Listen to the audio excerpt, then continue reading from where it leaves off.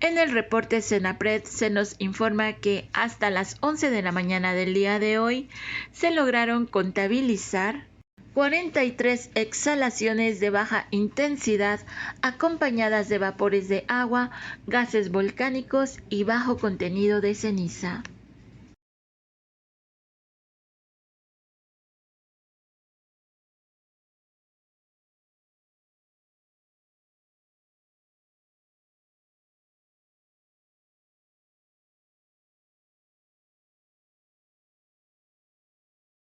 Adicionalmente se contabilizaron 262 minutos de tremor. Las emisiones volcánicas se dispersan hacia el este.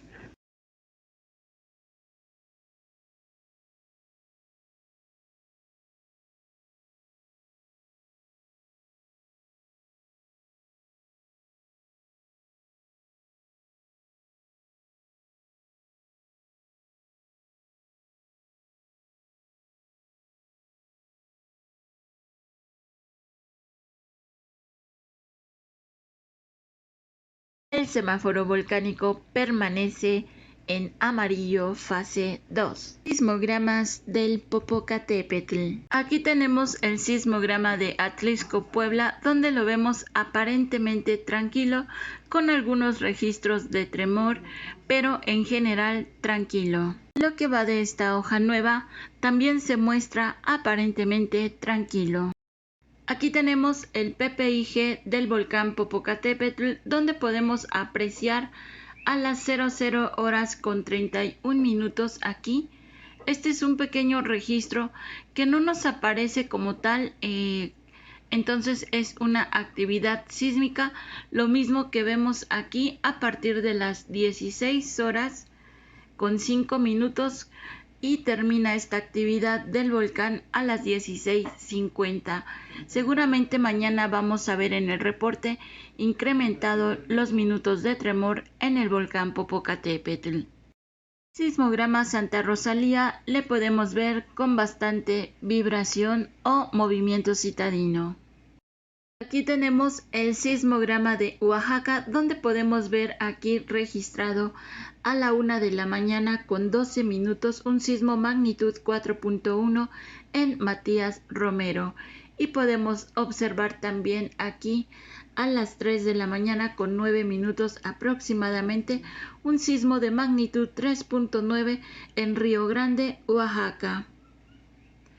De ahí en fuera, aparentemente tranquilo, vemos aquí un pequeño registro a las 6:40 minutos. También es un registro sísmico de magnitud 4.0 en Cintalapa, Chiapas. Aquí tenemos el sismograma de Huatulco. Recuerden que este es el que mayor registro sísmico nos proporciona. Y bueno, vamos a ver, aquí tenemos estos dos primeros sismos fueron del día de ayer por la noche, ya a última hora, pero aquí tenemos a la 1 de la mañana con 12 minutos, el 4.1 en Matías Romero. Tenemos aquí a las 5 de la mañana con 28 minutos aproximadamente, es un 4.0 en Crucecita. Tenemos aquí también a las 6:40 el sismo de 4.0 en Cintalapa, Chiapas, y vemos aquí una gran cantidad de registros sísmicos, quizás menores de magnitud 4.0. Aquí tenemos Matías Romero con el registro del 4.1 ahí mismo en Matías Romero, y tenemos el registro de las 6:40 en Cintalapa, Chiapas. Aquí tenemos el sismograma Ciudad de México, donde vemos el registro citadino. Vemos algunos puntos más marcados, aquí pequeños registros, pero estamos viendo aquí a las 22 horas hubo varios registros. Ya nos hablará el profesor de estos pequeños registros y bueno, pues esperemos su complemento. Sismos magnitud 4.0 a más en México. Sismo magnitud 4.0 en Salina Cruz, Oaxaca, a las 00 horas con 12 minutos. Sismo magnitud 4.1 en Matías Romero, Oaxaca, a la 1 de la mañana con 11 minutos. Sismo magnitud 4.0 en Ciudad Hidalgo, Chiapas, a las 2 de la mañana con 16 minutos. Sismo magnitud 4.0 en Crucecita, Oaxaca, a las 5:26 de esta mañana. Sismo magnitud 4.0 en Cintalapa, Chiapas, a las 6 de la mañana con 41 minutos. Sismo magnitud 4.0 en Pijijiapan, Chiapas, a las 13 horas con 39 minutos. Y por último, hasta el momento de este reporte, sismo magnitud 4.0 en Tonalá, Chiapas, a las 16 horas con 52 minutos.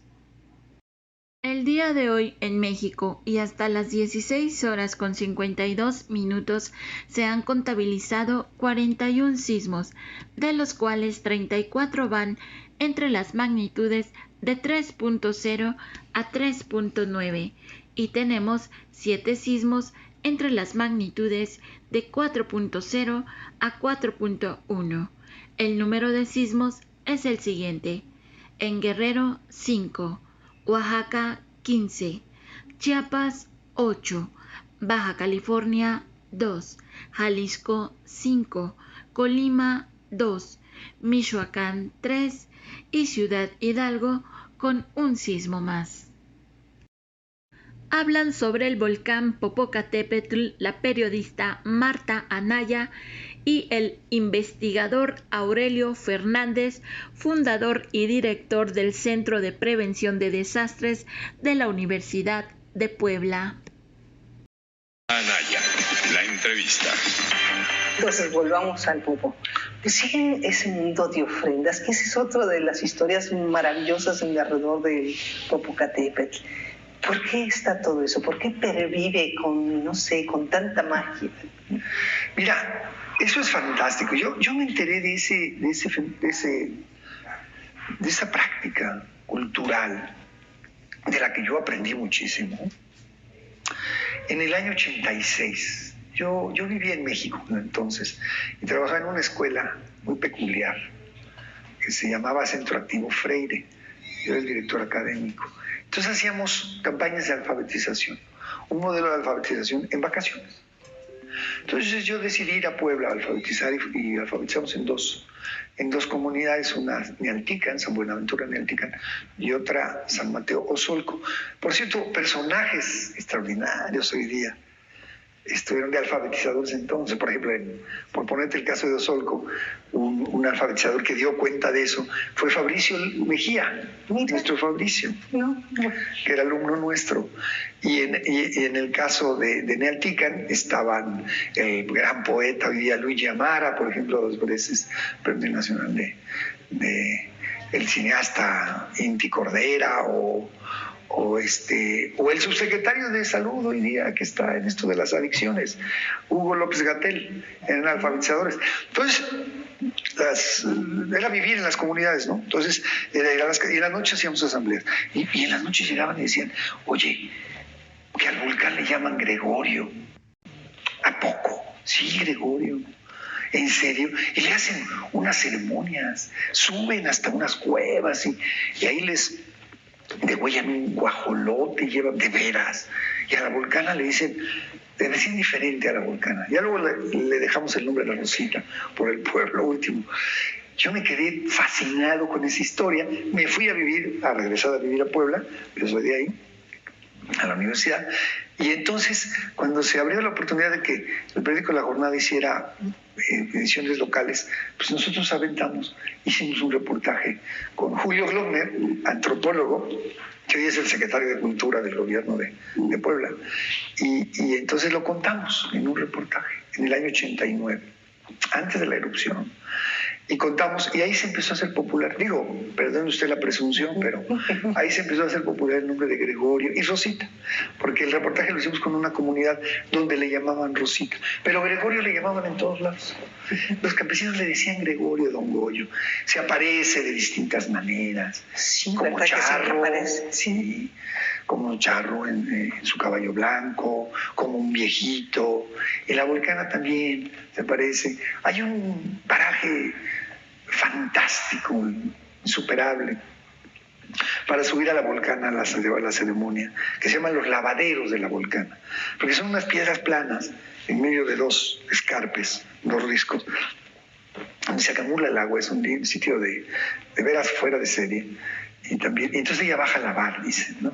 Se aparece. Entonces, yo aprendí una cosa ahí, Marta, de lo que yo tenía como cultura aprendida, como desgraciadamente es la predominante. Nosotros consideramos la naturaleza como un conjunto de bienes y servicios que nos satisfacen a los seres humanos. Y ellos consideran la naturaleza como la que manda y de la que formamos parte. Es decir, el pensamiento occidental que nos impusieron los conquistadores, modernista, del incipiente capitalismo, era: la naturaleza me sirve para beneficiarme y para enriquecerme. Y el pensamiento indígena, ¿y por qué? Porque me pertenece la naturaleza. El pensamiento indígena es: yo le pertenezco a la naturaleza. Yo tengo que ir con el volcán a negociar, que de eso se tratan las ceremonias, que haya lluvia y que no haya heladas. Negociar, no negociar, porque el que se llama en España tiempero, el náhuatl se llama quiaclaxque, que es un nombre precioso. Quiaclaxque quiere decir el que trabaja el tiempo, el que lee el tiempo, el que es capaz de entender. Y eso es negociando con los volcanes. ¿Por qué con los volcanes? Porque los volcanes acopian agua. Los volcanes concentran el agua, la condensan. Si tú ves la condensación del agua, se hace alrededor a mediodía, depende de la época del año. De hecho, una de las puntas más conocidas del Popocatépetl y que le da nombre a una barranca larga es Nexpayantla. Nexpayantla quiere decir donde nacen las nubes. Y si tú te paras ahí desde las 12 de una y te vas a ver cómo se concentra, cómo condensa el agua ahí en la punta y se forman las nubes. Y te impide después ver el volcán más tarde. Y se llama Nexpayantla, por eso. Es decir, hay un reconocimiento. Entonces, las ceremonias se hacían desde la época prehispánica. Pero lo increíble es que... De hecho, en el Templo Mayor había en Tenochtitlan había un templo dedicado a la volcán Iztaccíhuatl. Y se hacía una ceremonia que consistía... Porque claro, la Iztaccíhuatl tiene más proximidad a la Ciudad de México. Fíjate bien, está más cerca, pero además hay otro dato: ella acopia más agua. Bueno, más que el Popo, desde luego. El Popo tiene más presencia hacia Morelos, a la parte del Chichinautzin, la parte sur de Puebla. Hay una cosa del pensamiento concreto que es la cercanía de las cosas, ¿no? Entonces, bueno, ahí tienes tú. Entonces, y llevaban a niños y a una doncella. A los niños les iban picando con puntas de maguey para que lloraran, porque eso había que propiciar el agua, la lluvia. Y a la doncella la sacrificaban en una cueva que había por ahí, ¿no? Que era una distinción. Bueno, o sea, la importancia de los volcanes era absoluta. En todo el mundo, los volcanes tienen esa función cultural. Entonces, bueno, así estaba. Por eso hasta la fecha se siguen haciendo las ceremonias ya totalmente sincretizadas, ¿no? Porque ya rezan, pero están pidiéndole a un tlaloque, es decir, a un intermediario de Tlaloc, que es el Popocatépetl, que les dé agua y que no les dé granizo y heladas. Y lo hacen las comunidades que tienen agricultura de riego. Las de temporal, perdón. Las de riego ya no les hace falta. O sea, hay una relación entre productividad, culto, magia, explicación física, de todo esto que lo vuelve apasionante, ¿me entiendes? A ver, Aurelio, cuéntanos un poco de los graniceros, esos personajes que están ahí elegidos por la naturaleza. ¿Qué son? Sí, ¿Qué son? Mira, granicero es una palabra que le pusieron del lado del Estado de México, a Mecameca, Tlautla, ¿A quiénes se les llama así? a los elegidos del volcán. Y hizo una descripción, sino que vivo con Guillermo Bonfil, que era el antecedente de lo que hicimos nosotros en el reportaje. Y luego los libros de Julio Glockner, que tiene varios, sobre el culto en el lado de Puebla y en el lado de Morelos. Pues es diferente. Ellos son, esto que te dije, se llaman, en náhuatl se llaman quiaclaxques. Los españoles le llamaban tiemperos. Y habían en Osolco, donde estaba Fabricio Mejía, le llamaban quiamperos, que era un híbrido, una combinación entre tiempero y quiaclaxque. Quiampero le llamaban. Fungían además como meteorólogos ahí. Con la campana avisaban, habrá lluvia, no sé qué, ¿no? Era una presunción de poder muy importante. Estos son elegidos, yo me voy a referir básicamente a los estados de Puebla. Estos son, normalmente son elegidos por el volcán, ¿no? A través de un rayo, se supone eso. Te tira un rayo del volcán en una tormenta, no te mueres, es decir, no fue todo el rayo, sino una de sus dispersiones. Esto que los campesinos llaman centella. Rayos y centellas, ¿te acuerdas de esta expresión? Bueno, eso, y no se mueren, se les cae el rayo. Entonces, es un indicador de que deben servir al volcán. Y decía un señor, dice, y tiene que servirlo, y si no quiere servirlos, el volcán se los chicotea, les va a seguir mandando rayos.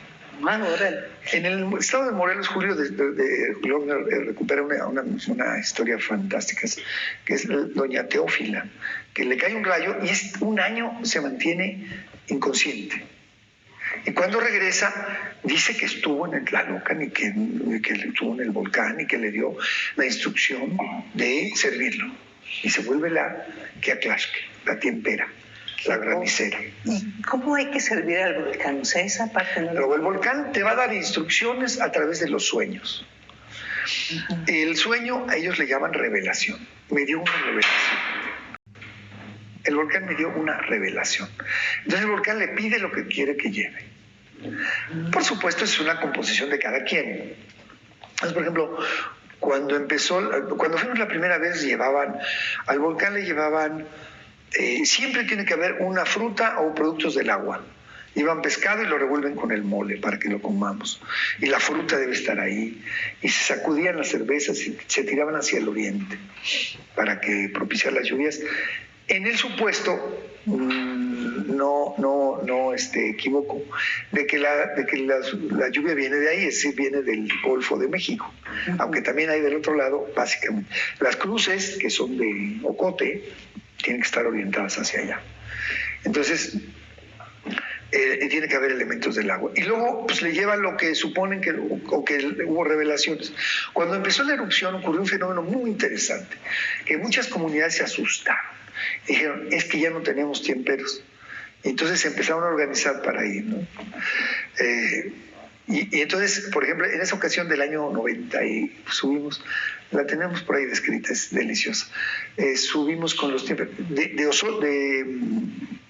de un pueblo de Xalitzintla, Santiago, que es donde nosotros tenemos, donde está el tiempero más conocido y todo, y de otro cercano, una barranca de por medio que se llama